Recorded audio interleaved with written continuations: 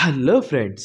ఒక magic lamp, ఒక genie, 3 wishes, flying carpet, princess jasmine. ఇవన్నీ వింటే మీకు వెంటనే గుర్తొచ్చే పేరేంటి? యెస్, అలాడిన్.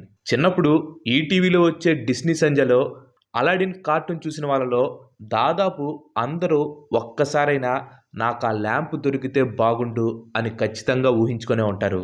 కానీ ఇప్పుడు నేను చెప్పబోయే విషయం ఏదైతే ఉందో ఇది మీ చిన్ననాటి జ్ఞాపకాలన్నిటిని పూర్తిగా మార్చేస్తుంది. ఎందుకంటే డిస్నీ చూపించిన అలాడిన్ అసలు అలాడిన్ కాదు. ఒరిజినల్ స్టోరీలో జీనీ అంత మంచివాడు కాదు. మ్యాజిక్ ల్యాంప్ వెనకాల ఒక డార్క్ మిస్టరీ ఉంది.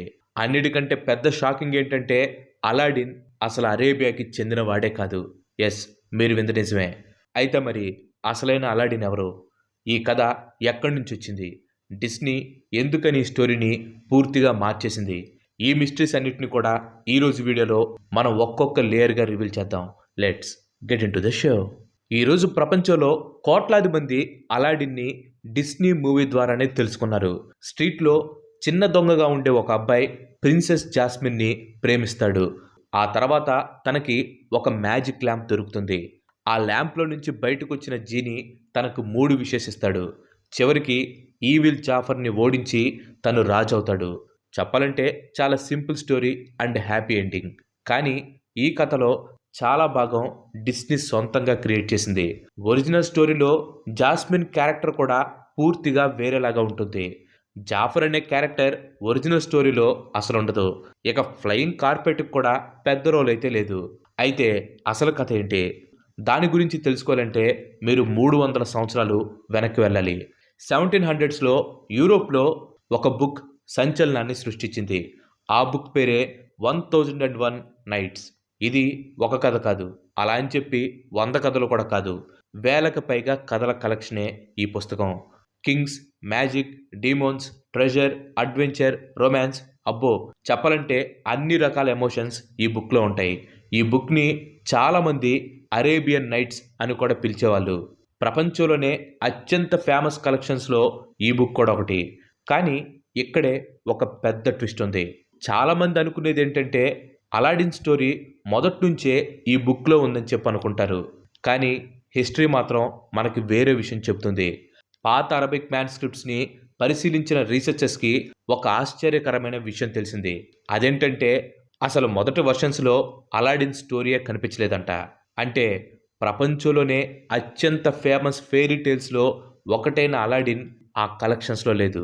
సో ఒరిజినల్ కలెక్షన్స్లో లేదు. అయితే ఇది ఎక్కడి నుంచి వచ్చినట్లు? ఇక్కడే ఒక ఫ్రెంచ్ స్కాలర్ ఎంట్రీ ఇస్తాడు. అతని పేరే యాంటోనీ గాల్లాండ్. 1700స్లో తను మిడిల్ ఈస్ట్ స్టోరీస్ని ఫ్రెంచ్లోకి ట్రాన్స్లేట్ చేస్తూ వచ్చేవాడు.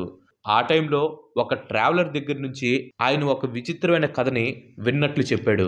ఆ కథే అలాడిన్ అండ్ ది వండర్ఫుల్ ల్యాంప్. ఆ కథని ఆయన తన ట్రాన్స్లేషన్లో యాడ్ చేశాడు. ఆ తర్వాతే అలాడిన్ ప్రపంచానికి పరిచయం అయ్యాడు. కానీ ఇక్కడ కూడా ఇంకొక మిస్టరీ ఉంది.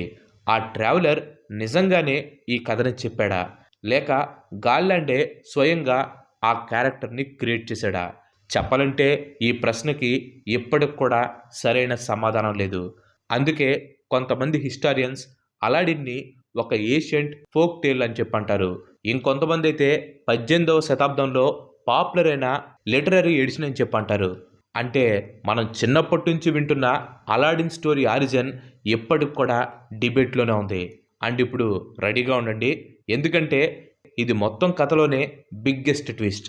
చాలామంది అలాడిన్ని అరేబియన్ హీరో అని చెప్పి అనుకుంటారు. కానీ అతను ఒరిజినల్ స్టోరీ ప్రకారం అలాడిన్ చైనాకి సంబంధించిన వ్యక్తి. ఎస్, మీరు వింది కరెక్టే, చైనా. అతని ఫ్యామిలీ కూడా అక్కడే ఉంటుంది. స్టోరీలో చైనీస్ సిటీస్ గురించి కూడా ప్రస్తావన ఉంటుంది. అయితే మరి అలాడిన్ స్టోరీని ఎందుకు అందరూ అరేబియన్ స్టోరీ అని చెప్పంటారు? ఎందుకు అరేబియన్ క్లాత్స్ ఉంటాయి, ఎందుకు డెజర్ట్ ఉంటుంది, ఎందుకు సుల్తాన్ ఉంటాడు అని అనేక క్వశ్చన్స్ మీకు రావచ్చు. దానికి కారణం ఆ కాలంలో కథలు ఒక కల్చర్ నుంచి మరో కల్చర్కి వెళ్తాయి. వాటిల్లోని క్యారెక్టర్స్, ప్లేసెస్, కాస్ట్యూమ్స్ మారిపోతూ ఉంటాయి. అందుకే చైనీస్ సెట్టింగ్ ఉన్న కథలో కూడా అరబిక్ నేమ్స్ కనిపిస్తాయి. అండ్ ఇదే ఈ స్టోరీని మరింత మిస్టీరియస్గా మార్చింది. బట్ ఇవన్నీ కూడా అసలు కథ ప్రారంభం మాత్రమే. ఎందుకంటే ఇంకా మ్యాజిక్ ల్యాంప్ కథ మొదలే కాలేదు. అలాడిన్కి ల్యాంప్ ఎలా దొరికింది, ఆ ఆఫ్రికన్ మెజిషియన్ ఎవరు, అతనికి అలాడిన్ ఎందుకు కావాలి, ఆ కేవ్లో నిజంగా ఏముంది, అలాగే జీని నిజంగా విషెస్ మాత్రమే నెరవేరుస్తాడా లేదా దాని వెనక ఇంకా పెద్ద రహస్యం ఏమైనా ఉందా? ఈ విషయం గురించి తెలుసుకునే ముందు ఇంతవరకు ఈ వీడియో చూసినట్టు ఈ వీడియో మీకు నచ్చిందని అనుకుంటున్నాను. మీకు నచ్చినట్లయితే ఈ వీడియోని ఖచ్చితంగా లైక్ చేయండి, షేర్ చేయండి, హైప్ చేయండి. అండ్ అలాగే మీరు మన ఛానల్కి ఇంతవరకు కనుక సబ్స్క్రైబ్ అయినట్లయితే మన ఛానల్కి తప్పకుండా సబ్స్క్రైబ్ అయ్యి పక్కనే ఉన్న గంటని ఆల్ ఆప్షన్లో పెట్టుకోండి. ఆల్రెడీ లైక్ చేసి, షేర్ చేసి, హైప్ చేసి, సబ్స్క్రైబ్ చేసిన వారికి చాలా చాలా థ్యాంక్స్. ఇప్పుడు కథ అసలు మలుపు తిరగబోతుంది. ఎందుకంటే ఒక ప్రమాదకరమైన మాంత్రికుడు వేల కిలోమీటర్ల దూరం నుంచి కేవలం ఒక అబ్బాయి కోసం ప్రయాణం మొదలు పెడతాడు. ఆ అబ్బాయే అలాడిన్. కానీ ఎందుకు? ఒరిజినల్ స్టోరీలో విలన్ పేరు జాఫర్ కాదు. అతను ఒక శక్తివంతమైన మెజిషియన్ లేదా మాంత్రికుడు. కథలో అతను ఆఫ్రికా నుంచి వచ్చాడని చెప్తారు. అందుకే చాలామంది అతనిని ఆఫ్రికన్ మెజిషియన్ అని పిలుస్తారు. ఈ మెజిషియన్ చాలా సంవత్సరాలుగా ఒక రహస్యాన్ని వెతుకుతూ ఉంటాడు. అది ప్రపంచంలోనే అత్యంత శక్తివంతమైన వస్తువుల్లో ఒకటి. అదే మ్యాజిక్ ల్యాంప్. కానీ ఆ ల్యాంప్ని ఎవరు పడితే వాళ్ళు వెళ్ళి తీసుకొని రాలేరు. ఒక ప్రత్యేకమైన వ్యక్తి మాత్రమే దాన్ని తాకగలడని అతనికి బాగా తెలుసు. అండ్ ఆ వ్యక్తే అలాడిన్. అందుకే అతను అలాడిన్ని వెతుక్కుంటూ చైనా వరకు వస్తాడు. అలాడిన్ అప్పటికి చాలా పేదవాడు. పని చేయకుండా తన ఫ్రెండ్స్తో తిరుగుతూ ఉంటాడు. ఒకరోజు ఆ మెజిషియన్ అతని దగ్గరికి వచ్చి, నేను నీ తండ్రి అన్నయ్యను, అంటే అంకుల్ అని చెప్పి తనని తాను ఇంట్రడ్యూస్ చేసుకుని అలాడిన్ని నమ్మిస్తాడు. తన దగ్గర డబ్బుంది, మంచి జీతం ఇస్తానని, అతన్ని ప్రేమగా చూసుకుంటానని చెప్పి అలాడిన్ని నమ్మిస్తాడు. ఆ టైంలో అలాడిన్కి ఏమాత్రం అనుమానం రాదు. ఎందుకంటే తనకు జీవితంలో తొలిసారి ఎవరో తన గురించి పట్టించుకుంటున్నారు అని అనిపిస్తుంది. అందుకే తన మీద అనుమానపడ్డావు. కానీ ప్రతి చిరునవ్వు వెనకాల మంచితనం అయితే ఉండదు. కొన్ని చిరునవ్వులు ఒక ఉచ్చుకు ఆహ్వానం. కొన్ని రోజుల తర్వాత ఆ మెజిషియన్ అలాడిన్ని ఒక కొండ ప్రాంతానికి తీసుకుని వెళ్తాడు. అక్కడ వింతగా కొన్ని మంత్రాలు చదువుతాడు. దాంతో అక్కడున్న భూమి కంపిస్తుంది. ఒక భారీ రాతి పలక నెమ్మదిగా పక్కకు జరుగుతుంది. దాని కింద చీకటితో నిండి ఉన్న ఒక రహస్య గుహ ఉంటుంది. ఎప్పుడైతే ఆ రహస్య గుహని ఈ మాంత్రికుడు చూస్తాడో వెంటనే తన కళ్ళల్లో ఆనందం కనిపిస్తుంది. ఎందుకంటే తను ఎన్నో సంవత్సరాలుగా వెతుకుతూ ఉన్న చోటికి చివరికి తను చేరుకున్నాడు. కానీ అతను లోపలికి వెళ్ళలేడు. ఎందుకంటే అతనికి తెలుసు, ఇన్ కేస్ అతను లోపలికి కనుక వెళ్ళాడంటే తను చనిపోతాడని. అందుకే అలాడిన్ని లోపలికి పంపిస్తాడు. అలాడిన్ గుహలోకి వెళ్లే ముందు మాంత్రికుడు ఒక ముఖ్యమైన వార్నింగ్ ఇస్తాడు. లోపల 3 గదులుంటాయి.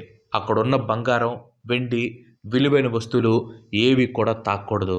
నేరుగా చివరికి వెళ్ళి అక్కడ ఉన్న ఒక పాత ల్యాంప్ని మాత్రమే నువ్వు తీసుకురా అని చెప్పి అలాడిన్కి చెప్తాడు. మొత్తానికి అలాడిన్ ధైర్యంగా గుహలోకి అయితే అడుగు పెడతాడు. 3 గదుల్ని కూడా దాటుతాడు. చివరి గదిలో అతను ఒక విచిత్రమైన తోటకు చేరుకుంటాడు. కానీ అది సాధారణమైన తోట కాదు. చెట్లుపైన యాపిల్ లాగా కనిపించేవి యాపిల్స్ కావు, అవి డైమండ్స్. గ్రేప్స్ లాగా కనిపించేవి మాణిక్యాలు. పూల స్థానంలో ఉన్నవి రత్నాలు. ఇలాంటి తోటని అతను జీవితంలో ఎప్పుడూ కూడా చూడలేదు. కానీ అతనికి అవి ఎంత విలువైనవో అస్సలు తెలీదు.